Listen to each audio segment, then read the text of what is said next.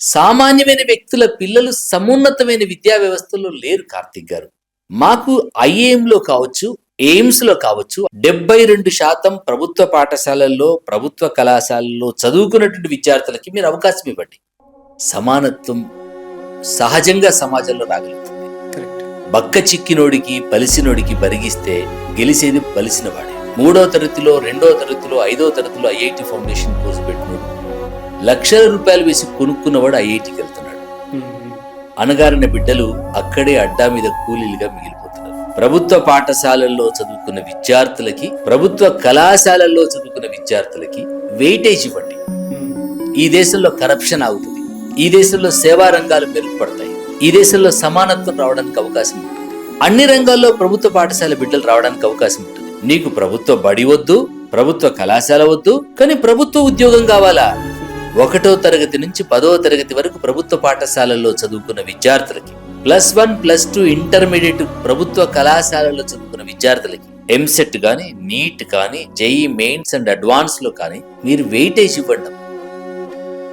ఒక కూలీ పిల్లవాడు డాక్టర్ పిల్లవాడితో కలిసి చదువుకోగలిగితే న్యాచురల్గా కూలీ పిల్లవాడు రాణించడానికి అవకాశం ఉంటుంది.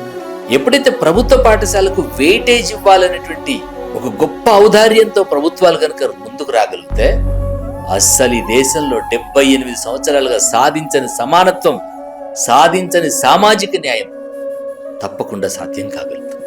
ఈ దేశం కోసం సాక్రిఫైస్ చేసినటువంటి each and every freedom fighter ఆత్మలు ఆనందపడడానికి అవకాశం ఉంటుంది. ఎవరి కోసం వాళ్ళు పోరాటం చేశారు, ఎవరి కోసం వాళ్ళు బలిదానం చేశారు, ఎవరి కోసం వాళ్ళు ఉరికంబాలెక్కారు. ఆ స్వాతంత్ర ఫలాలని సగటు పేద సమాజం అనుభవించాలంటే అందరికీ సమానమైనటువంటి విద్యావకాశాలు రావాలి.